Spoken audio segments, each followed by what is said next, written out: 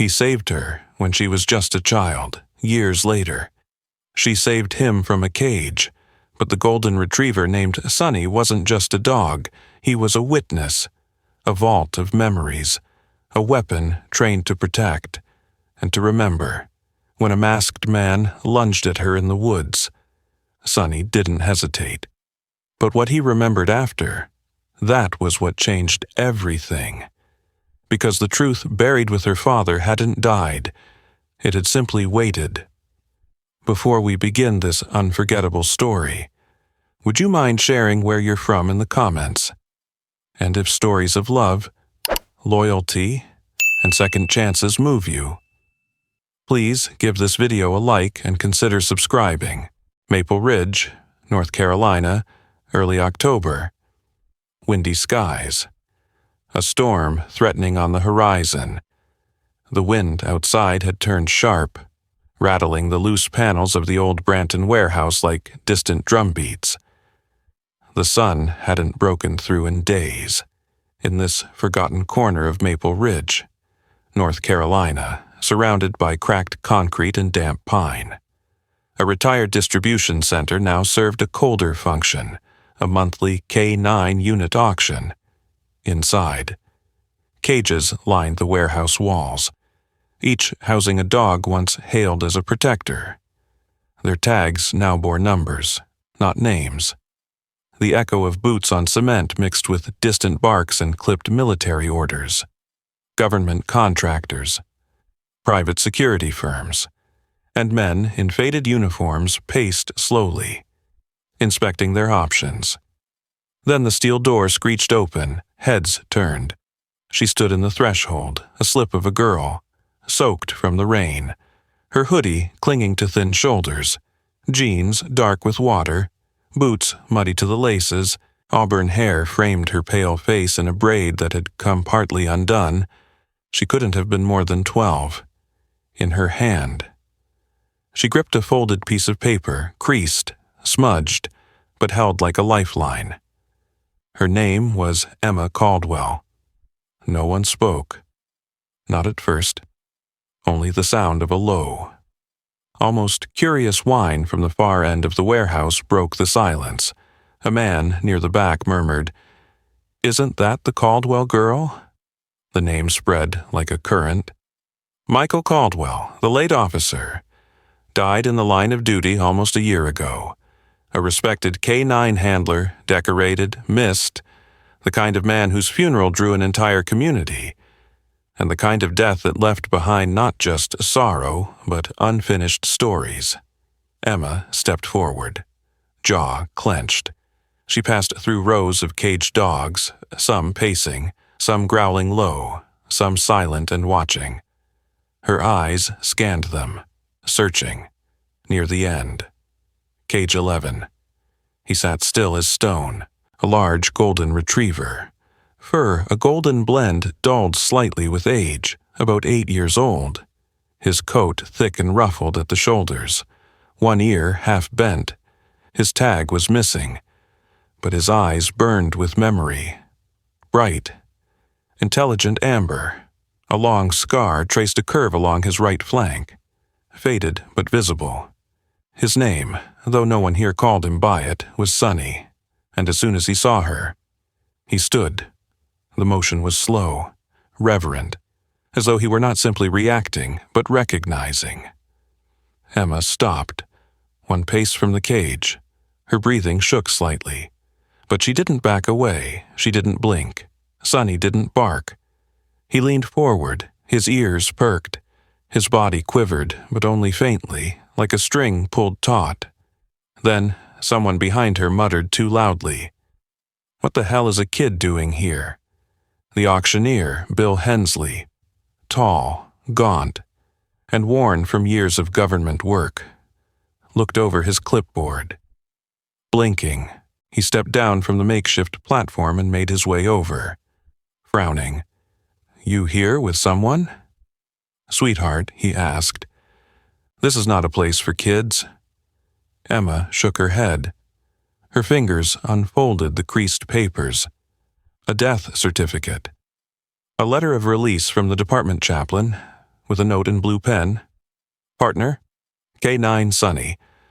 Request for transfer to family, authorized. Bill scanned it. His eyes flickered with recognition. Michael Caldwell was your. She nodded. The room grew quieter. Handlers shifted. One of the contractors cleared his throat. Even the dogs grew still, as if sensing something weightier than commerce now settled over the space. Emma took one step closer to cage 11. Sonny mirrored her, pressing his nose softly against the bars. Not a growl, not a whimper. Just a soundless greeting that no one could mistake. Emma whispered, "I'm here, Sonny. I didn't forget you." The rain had faded into a fine mist by the time Emma and Sonny left the warehouse, but the chill in the air lingered. The narrow roads of Maple Ridge, North Carolina, were quiet at dusk, houses with flickering porch lights, a wind that carried the scent of pine and something distant, uneasy. Sonny walked beside her, close but not leashed, his gait steady, ears alert every few steps. He glanced up at Emma, as if to confirm she was still real. In her arms, she carried a worn duffel bag that had once belonged to her father. Inside were the only things Sonny had left at the station: a collar, a blanket with a faded paw print, and a cracked plastic tag engraved with his name. As they approached the sheriff's office, a square brick building with its lights still on, a familiar figure stood waiting at the top of the steps. Sheriff Morgan Tate was a tall man in his mid-50s, wide-shouldered, with a face lined by sun and worry. He wore a khaki uniform beneath a long brown coat and held his wide-brimmed hat in one hand. His presence was quiet but commanding. The way certain mountains look like they've seen war but no longer speak of it. He had known Emma since she was a baby and had served with her father from their academy days. Evening. "Emma," he said as she reached the steps, voice low and rough like gravel smoothed by rain. Sonny stopped beside her, tail down but still. Emma nodded. He remembered me. "I figured he would," Tate replied, his eyes drifting toward the golden retriever. "Mind if we talk a moment inside?" The office was dim and dry, lit by old lamps and the glow of a small electric heater. Papers lay in stacks beside outdated radios, and a wall of framed badges hung above a dusty flag. Emma sat across from Tate, Sonny curling beside her feet like he had always belonged there. Tate cleared his throat, voice softening as he looked her in the eye. "Your father. He didn't just die on a routine call. What he was investigating, it was dangerous and unfinished." Emma's fingers tightened around the bag strap. "I don't have proof," Tate admitted, "just a feeling. He mentioned something before he died, off the record. Said if anything happened to him, Sonny would be the one to protect what he left behind." Emma looked down at Sonny, who blinked once, then pressed his head gently against her shin. Tate leaned forward. "I don't think it's a coincidence you came for him when you did. Just be careful. If something doesn't feel right, you come to me, no matter the hour." Emma didn't answer, but she nodded once. She didn't go home right away. Instead, she turned down a quieter street lined with maple trees already shedding their flame-colored leaves. Nestled between a bakery and a closed antique shop was the Rowe Veterinary Clinic. The sign was hand-painted. With a paw print logo that had begun to peel, the lights inside were still on. The bell above the door jingled as she stepped in. The scent of rubbing alcohol mixed with warm cedar wood. Pictures of rescued animals lined the walls. And on the counter stood a cracked fishbowl filled with lollipops labeled "For brave pets or nervous humans." Behind the counter stood Dr. Caleb Rowe, a man in his early 30s with soft eyes and an even softer voice. He was tall and thin, with dark, slightly unkempt hair and the kind of tired posture that came from years of caring more than sleeping. He wore dark green scrubs and a black hoodie beneath his lab coat. Caleb had once shadowed Emma's father during a high school ride-along, and never forgot the man who treated everyone with quiet respect, including him. He looked up and blinked when he saw her. Emma Caldwell. He said gently, "It's been a while." Emma nodded, unslinging the duffel. "Can you check him?" "Just a wellness exam. He's back." Caleb walked around the counter and crouched beside Sonny. The dog studied him calmly, his body still. "I remember this guy." Caleb smiled. "Sonny. Right. He used to ride up front with your dad, like he owned the car." Emma's lips curved upward. "He kind of did. I've got time." Caleb said, "Let's go to exam room 2. What Emma didn't see was the boy peeking from the doorway to the back office. Mason Rowe, age 9. Stood barefoot on the tile floor in flannel pajama pants and a dinosaur print t-shirt. He had wild brown hair, expressive eyes, and a small green flashlight clutched in both hands. He rarely spoke. Mason had been diagnosed with autism spectrum disorder at age 3, after his mother passed away 2 years earlier. Caleb had taken on the role of both father and full-time vet, balancing appointments with therapy sessions, school drop-offs with meltdowns. Mason didn't like strangers. He especially didn't like unexpected animals, but something about Sonny made him freeze, not in fear, but in fascination. As Emma led Sonny toward the exam room, the dog paused, his body turning slightly toward the doorway. Then, with surprising gentleness, he lay down. Mason stepped forward. It was just a few steps. Then, quietly, so quietly, Caleb thought he'd imagined it, Mason whispered, "Sonny." Emma turned. Caleb froze. Caleb choked on the word. That's his first word in over a year. Mason crouched beside the golden retriever and touched his fur with both hands, fingers light and curious. Sonny didn't move. He leaned closer. Emma watched them. Wide-eyed, he just said his name. She breathed. Caleb knelt beside his son, speechless. "Emma, I don't know what it is about your dog, but I think you just brought a piece of my son back." Sonny looked up at Emma then, something old and quiet in his eyes, something that understood the kind of silence Mason had been living in. Emma reached out and brushed his head. "You always did know who needed you most." The morning after Mason had spoken Sonny's name, Maple Ridge woke under a shroud of early fog. The sky was washed in pale gray, and the streets looked like faded photographs. Quiet, still, and waiting. Emma sat cross-legged on her bedroom floor, the worn duffel bag open in front of her. It had taken her hours to calm her racing thoughts after the visit to Dr. Rowe's clinic. Mason's voice still echoed in her ears, small and clear, and Sonny's quiet loyalty hadn't left her side all night. He was now curled beside her, nose tucked beneath his tail, ears twitching at distant morning sounds.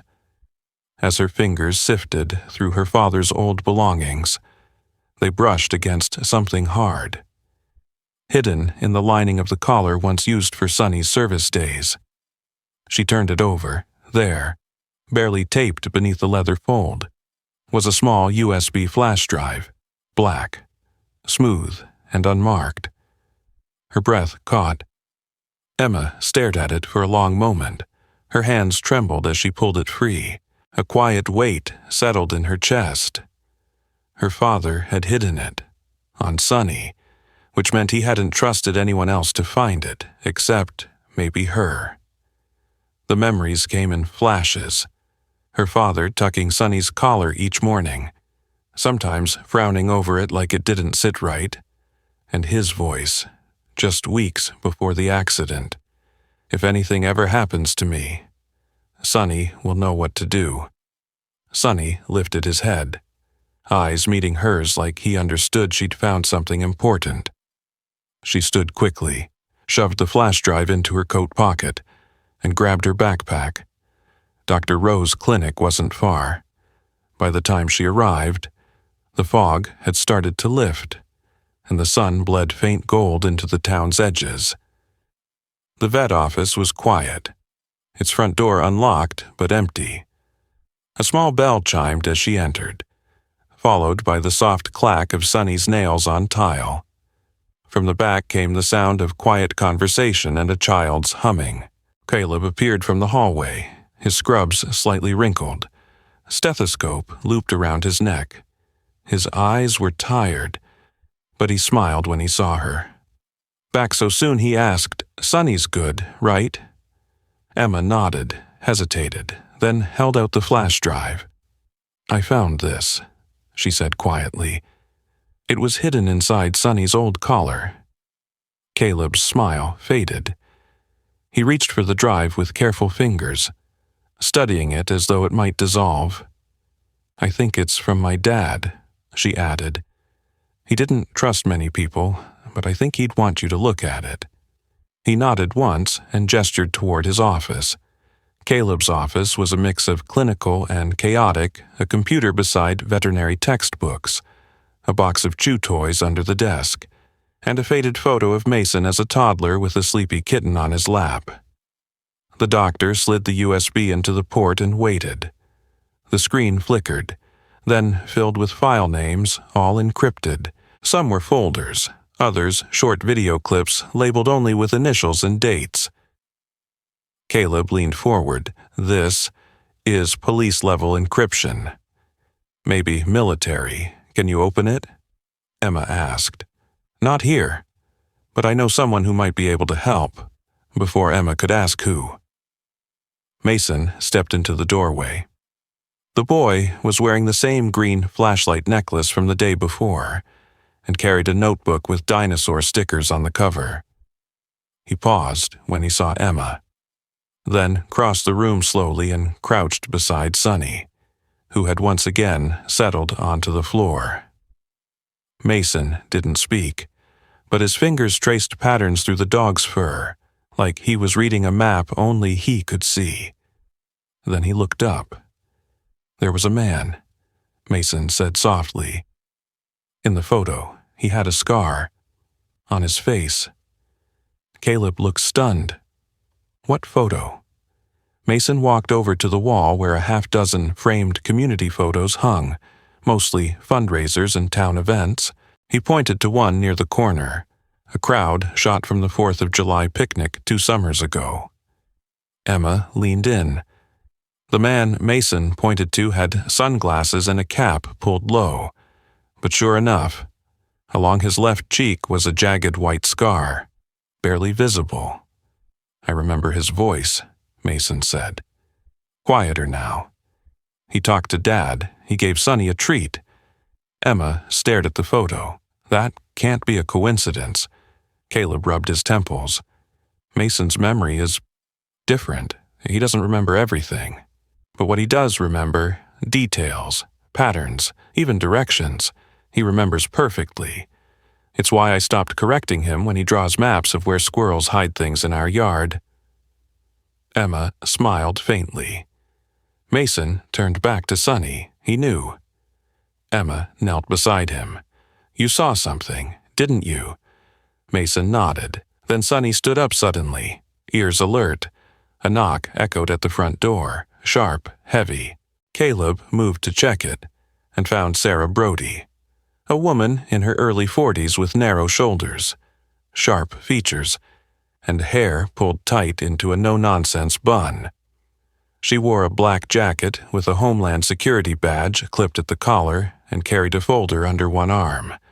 Her expression was unreadable but professional, and the fine lines at the corners of her mouth suggested someone who'd spent her life frowning at facts that didn't make sense. "You're Dr. Caleb Rowe?" she asked curtly. "Yes," he said cautiously. "Can I help you? I'm here about your patient, Sonny, the retriever." Emma stiffened. "We've been monitoring his return to civilian custody. Sarah continued.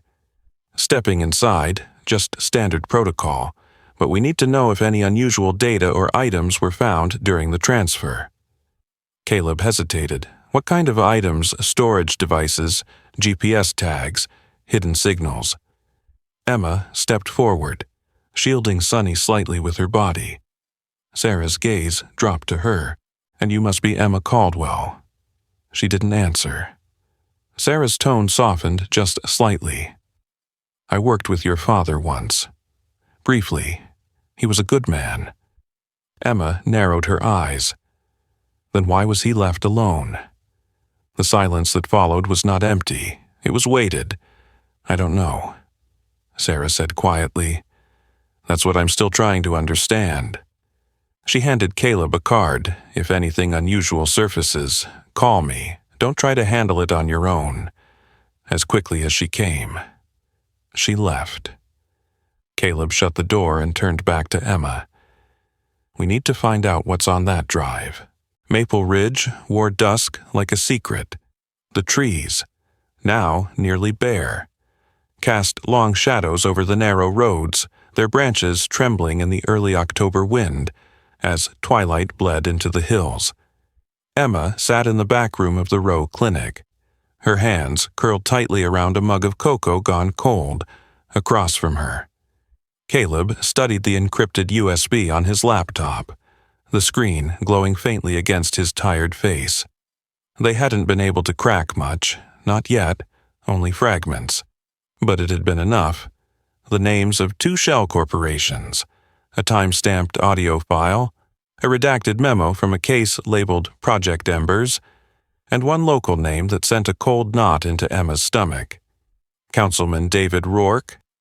He was in his early 60s, a polished man with silver-streaked hair and a reputation for charm and ambition. The face of progress in Maple Ridge. He'd been on TV just last week, smiling as he cut a ribbon in front of the new library. Now his name was in her father's encrypted files, tagged to illegal arms purchases, encrypted fund transfers, and an operation linked to several unsolved disappearances. Emma didn't say much. She didn't have to. Sunny lay beside her. Unusually tense.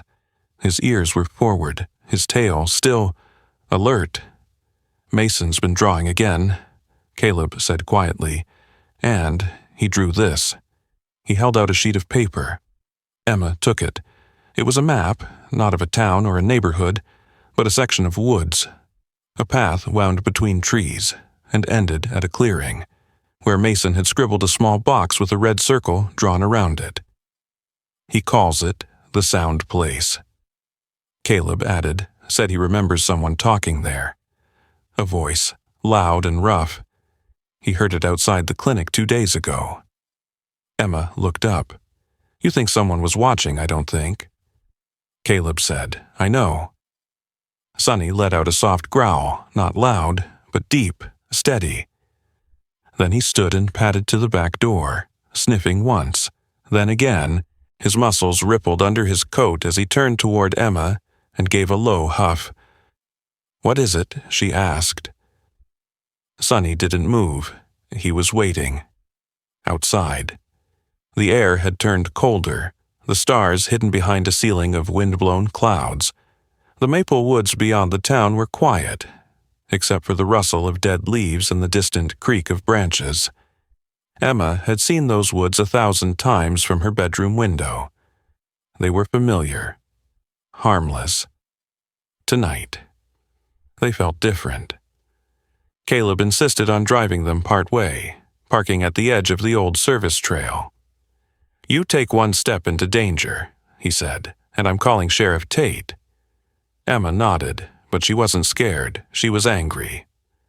Sunny led the way. His stride was smooth, practiced, purposeful. Emma followed close behind, her flashlight beam cutting through fog and tree shadow. The deeper they went, the more the town noise disappeared until it was just her, Sunny, and the breathing of the forest. Then Sunny stopped. A shift in the wind, he growled, turned sharply to the left, and darted into the underbrush. Sunny Emma called, rushing after him. She broke into a clearing. Moonlight filtered through the trees, casting everything in silver and black, and that's when she saw them. 2 figures, both masked in dark gray tactical hoods, stood just beyond a fallen log. One held something metallic, long and heavy, like a baton. The other stepped toward her. "Kid shouldn't be here," one of them muttered, voice muffled but sharp. Sunny appeared between them in an instant, a flash of golden fury. His bark shattered the silence, deep and threatening. The man with the baton lunged, but Sunny moved first, crashing into his legs and sending him sprawling. The second man reached toward his belt, but Emma shouted, "Run!" Sunny. The dog didn't wait. He circled back and pushed against her knees, urging her. They sprinted through the trees, dodging roots, leaping over fallen limbs. Shouts rang out behind them. A sharp crack split the air. Something hit a trunk near Emma's shoulder. She didn't look back. The trail forked. Sunny veered right, toward a narrow path barely visible in the dark. Only when they reached a shallow creek did they stop. Emma collapsed beside him, breath heaving, heart like a hammer in her chest. Sunny stood still, watching the shadows behind them, body taut. They waited, but no one followed. After long minutes, Emma pulled out her phone and hit the emergency dial. Caleb answered instantly. "Someone's in the woods." She gasped. "They knew I'd be there. I'm calling Tate. Get to the ranger post 20 minutes later." Sheriff Tate met them at the trailhead. He arrived alone, dressed in his off-duty jeans and coat, but his sidearm was visible at his hip. "You all right?" he asked Emma. She nodded. He knelt beside Sunny, rubbed his head once. "Good boy." Emma recounted what happened. Tate's face darkened with every word. "You said one of them had a baton." "Yeah, not a stick, not a club, a telescopic baton." Emma nodded. "I think so." Tate stood slowly. "That's agency gear, military or paramilitary." Emma blinked. "So this isn't just local?" Tate didn't answer, not directly. "Instead," he said, "your father used to say, if people start showing up in masks, they're hiding more than their faces." Back at the clinic, Mason was waiting in the front room, his drawing clutched in one hand. He looked up as Emma entered. Eyes wide, "I heard them," he said. One of them spoke. Emma walked over and knelt. "Do you remember the voice?" Mason nodded. Then, slowly, he whispered. "It was the same man who came to the clinic last week, the one with the limp. He told Dad he was an inspector." Caleb froze. "Inspector. He had shiny shoes," Mason added, "and he smelled like burned matches." Emma looked up at Caleb. "That voice, can you recognize it again?" she asked Mason. The boy nodded. "I never forget voices." By the time dawn broke over Maple Ridge, the town seemed to breathe a little heavier. The horizon, usually veiled in gray mist this time of year, glowed with threads of warm gold that painted the treetops and rooftops with quiet hope. But Emma Caldwell had been up all night, moving between the sheriff's office, the clinic, and finally to a small meeting room deep in the federal building, 30 minutes outside town. She sat beside Caleb Rowe at a long table on the wall behind them. A television displayed still frames from the decrypted USB, financial documents, coded messages, and a blurry photo of Councilman David Rourke shaking hands with a foreign businessman on what appeared to be private land near the old Maple Quarry. Sheriff Morgan Tate stood near the door, arms folded. His gray coat looked too heavy under the office lights, and his face, as always, was carved in quiet resolve. Beside him stood Special Agent Grace Heller, a woman in her early 50s, tall and clean-cut with sharp cheekbones and a cool authority in every step. Her navy blue suit was pressed to perfection, and her voice was the kind that could hush a room without raising a decibel. Years of working undercover in domestic terror investigations had taught her patience and how to listen deeper than words. She turned toward the boy seated quietly on the other end of the room. Mason Rowe wore his favorite hoodie, green with a stitched-on brontosaurus, and clutched Sonny's leash loosely in one hand. He rocked slightly, eyes scanning the far wall, fingers twitching at the seams of his jeans. But when Agent Heller spoke again and played the voice recording captured from the forest perimeter, something shifted. "That's him," Mason said, clear and calm. "That's the man who lied to Dad, the one who gave Sonny a treat and smelled like matches." The agents exchanged glances. Heller turned off the speaker. "Confirmed match on the voice," she said to her colleague. "We cross-check it with the gate footage from Rourke's campaign headquarters. If it lines up, we go in." Emma exhaled shakily. She didn't say much. She didn't need to. Later that afternoon, the raid happened fast. FBI vehicles moved in silent waves across the town's southern edge. Rourke's estate, a lavish spread tucked behind iron gates and maple groves, was surrounded before he'd even finished his midday speech rehearsal. News helicopters began circling minutes later, and Emma watched from the clinic's waiting room as they led him into custody on live television. His perfect silver hair tousled, his pressed shirt smeared with pine sap. Inside his office, the agents found what her father had been chasing: unregistered weapons blueprints, forged donor accounts, encrypted communications linked to a South American arms network, and, tucked into the back of a locked drawer, a photograph of her father, circled in red ink. By evening, the town knew. Emma didn't go out. She stayed at the clinic, curled up on the couch beside Sonny. The golden retriever had fallen asleep with his head in her lap, ears twitching at the hum of distant voices on TV. Mason sat across from her with a stack of coloring pages and a blanket around his shoulders. He hadn't said much either, but the way he kept glancing at Sonny and Emma with quiet curiosity said enough. Caleb entered with 2 mugs of cocoa, handing one to Emma before sitting next to Mason. "It's over," he said softly. "No," Emma corrected him. "It's starting." He raised an eyebrow. She glanced at Sonny. "Whatever my dad was trying to protect, it wasn't just the town. It was us, me, and now Mason." Caleb studied her face for a moment. "Emma, I want to ask you something, and I don't want you to feel pressured." She looked up. "I talked to social services today," he said, "and Sheriff Tate. They agree it's possible, and I want to ask if you'd be okay with it, if we became a family, officially." Emma's breath caught. "I've seen what Sonny did for Mason," he continued. "What you've done for him, what he's done for you. And I think your father would have wanted you somewhere safe, somewhere that still believes in family." Mason looked up, blinking slowly. "I want her here," he whispered. Emma didn't respond right away. She reached for Sonny's ear, brushed her fingers through the golden fur, and nodded. "I'd like that," she said. "I'd like that a lot."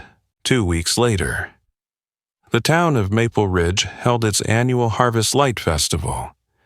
The event had been nearly canceled between the scandal, the investigation, and the shadow cast over the community.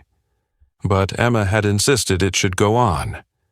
"We don't stop lighting candles just because there was a storm," she'd said. So they gathered in the park at sunset.